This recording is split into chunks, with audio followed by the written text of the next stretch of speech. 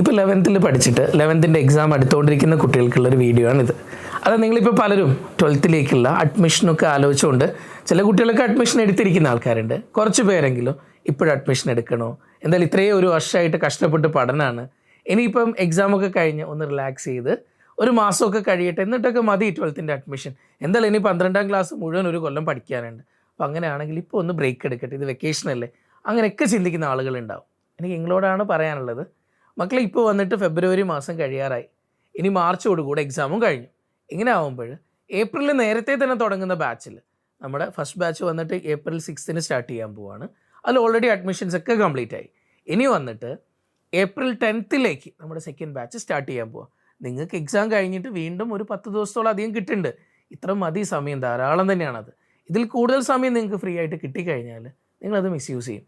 തീരെ നിങ്ങൾക്ക് അത് പിന്നീട് +2 എക്സാമിന് നിങ്ങൾക്ക് നല്ല രീതിയിൽ തന്നെ അത് എഫക്റ്റ് ചെയ്യും. നിങ്ങളൊന്ന് ആലോചിച്ച് നോക്കണം.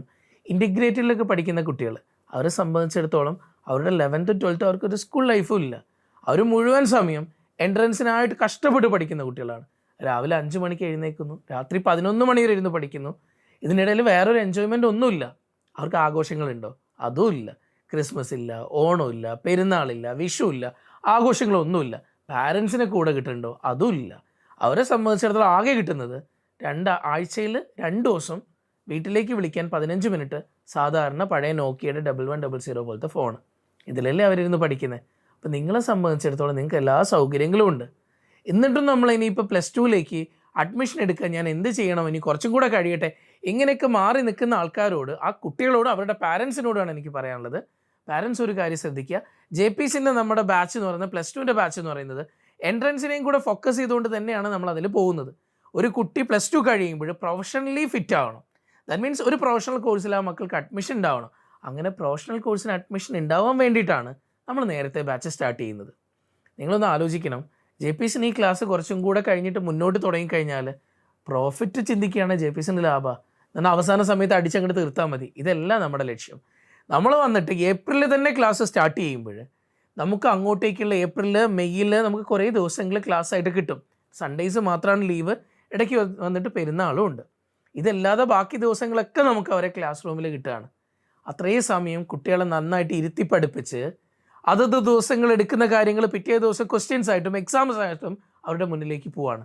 ആ എക്സാമിൽ അവർ പെർഫോം ചെയ്യുന്നതിനനുസരിച്ച് അവർക്ക് തന്നെ മനസ്സിലാക്കാൻ പറ്റും അവരുടെ പെർഫോമൻസ് എത്രത്തോളം എത്തിയിട്ടുണ്ട്. ഇതിൽ തന്നെ മാർക്ക് കുറഞ്ഞു പോകുന്ന കുട്ടികൾക്ക് ഇൻഡിവിജ്വലി ശ്രദ്ധ കൊടുത്തുകൊണ്ട്, അവരുടെ കാര്യത്തിൽ പ്രത്യേക ശ്രദ്ധ കൊടുത്തുകൊണ്ട് മുന്നോട്ട് കൊണ്ടുപോകാൻ തന്നെയാണ് നമ്മൾ ഉദ്ദേശിക്കുന്നത്.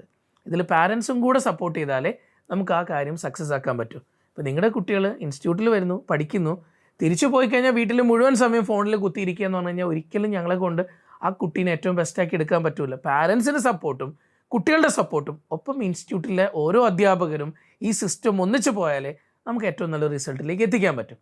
അത് തന്നെയാണ് നമ്മുടെ ലക്ഷ്യം.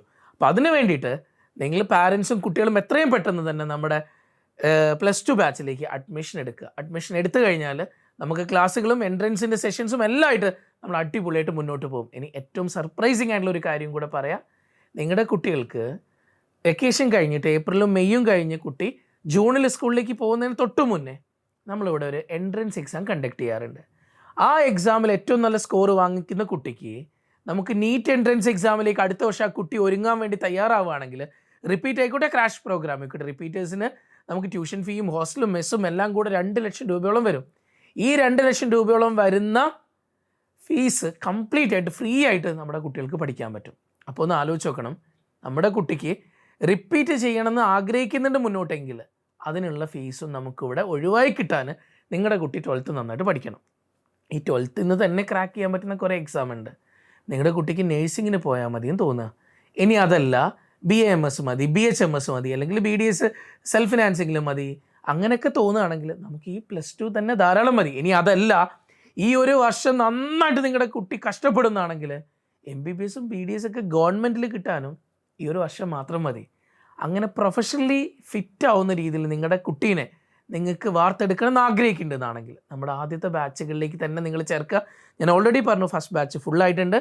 ഈ വർഷം നമുക്ക് 3 ബാച്ചുകളാണ് +2 ഉണ്ടാവുന്നത്. രണ്ടാമത്തെ ബാച്ച് April 10 സ്റ്റാർട്ട് ചെയ്യുകയാണ്. അപ്പോൾ ആ ബാച്ച് നല്ല രീതിയിലുള്ളൊരു ബാച്ചായിരിക്കും രണ്ടാമത്തെയും ആദ്യത്തെയും ബാച്ചുകൾ. മൂന്നാമത്തെ ബാച്ച് വീണ്ടും മുന്നോട്ടേക്ക് പോകും. ആ ഒരു ബാച്ചിലേക്ക് നിങ്ങൾ കാത്തിരുന്ന് കഴിഞ്ഞാൽ നിങ്ങളുടെ കുട്ടികൾക്ക് അവസാന സമയത്ത് സാറ്റർഡേയ്സും സൺഡേയ്സും എല്ലാം ക്ലാസ് വെച്ചുകൊണ്ട് അവസാനം ഒരു ദിവസം പോലും ലീവ് കിട്ടാതെ ഓടേണ്ടി വരുന്ന ഒരു സാഹചര്യം ഉണ്ടാവും. അപ്പോൾ അതിലേക്കൊന്നും പോകണ്ട. ആദ്യത്തെ 2 ബാച്ചിന് ഏറ്റവും ബെസ്റ്റായിട്ട് കൊണ്ടുപോകാൻ നമ്മുടെ ടീച്ചേഴ്സിന് സാധിക്കും. അപ്പോൾ എത്രയും പെട്ടെന്ന് തന്നെ നമ്മുടെ കുട്ടികൾ ഇതിലേക്ക് അഡ്മിഷൻ എടുക്കുക. കാരണം നിങ്ങളുടെ മുന്നിൽ കാത്തിരിക്കുന്ന വലിയൊരു ഓപ്പർച്യൂണിറ്റിയാണ്. നിങ്ങൾ ഒരു വർഷം നഷ്ടപ്പെടുത്താതെ, റിപ്പീറ്റോ അങ്ങനെ ഒന്നും ചിന്തിക്കാതെ +2 കഴിയുമ്പോൾ തന്നെ ഒരു പ്രൊഫഷണൽ കോഴ്സിൽ അഡ്മിഷൻ കിട്ടുക എന്നുള്ള രീതിയിൽ നിങ്ങളെ വർക്ക് ചെയ്യിപ്പിക്കാനാണ് JPC എന്നും ശ്രമിക്കുന്നത്. വീണ്ടും വീണ്ടും എടുത്തു പറയും, കൊയിലാണ്ടിയിൽ ഒരു സ്ഥാപനത്തിനും എൻട്രൻസ് കോച്ചിങ് എന്ന് പറഞ്ഞിട്ട് അവകാശപ്പെടാനില്ല, MBBS റിസൾട്ടുകൾ അവകാശപ്പെടാനില്ല. എന്തിന് ഈ കോഴിക്കോട് ജില്ലയിൽ തന്നെ ആദ്യത്തെ 10 റാങ്കുകളിൽ ഒരു റിസൾട്ട് നമ്മുടെ JPCന് ഉണ്ടാക്കാൻ പറ്റിയിട്ടുണ്ട്. ആലോചിക്കണം, 32,000-ഓളം കുട്ടികൾ പഠിക്കുന്ന വലിയ സ്ഥാപനത്തിൽ, 10,000 കണക്കിന് കുട്ടികൾ പഠിക്കുന്ന സ്ഥാപനത്തിൽ 10 പേരിൽ 8 പേര് റിസൾട്ട്, 10ൽ 8 റിസൾട്ടുകൾ ഉണ്ടാവുക എന്ന് പറയുമ്പോൾ പലരും ചിന്തിക്കുന്നത്, അയ്യോ അവിടെ അത്ര ഉണ്ടായല്ലേ. ഏറ്റവും ഫിൽട്ടർ ചെയ്യുന്ന ഏറ്റവും നല്ല കുട്ടികളെ മാർക്കിൻ്റെ ക്രൈറ്റീരിയ മാത്രം വെച്ചിട്ട് അഡ്മിഷൻ എടുക്കുന്ന സ്ഥലങ്ങളിലേക്ക് ചിന്തിക്കാതെ അടുത്ത് നിങ്ങൾ എപ്പോഴും ആലോചിക്കേണ്ട ഒരു കാര്യമുണ്ട്. വെറും 200 പേരെ മാത്രം വെച്ച് പഠിപ്പിച്ചിട്ട് 10,000 പേരും 15,000 പേരും പഠിക്കുന്ന മറ്റ് സ്ഥാപനങ്ങളുണ്ട്, 5,000 പേരും 6,000 പേരും പഠിക്കുന്ന സ്ഥാപനങ്ങളുണ്ട്, 2,000 3,000 കുട്ടികൾ പഠിക്കുന്ന സ്ഥാപനങ്ങളുണ്ട്.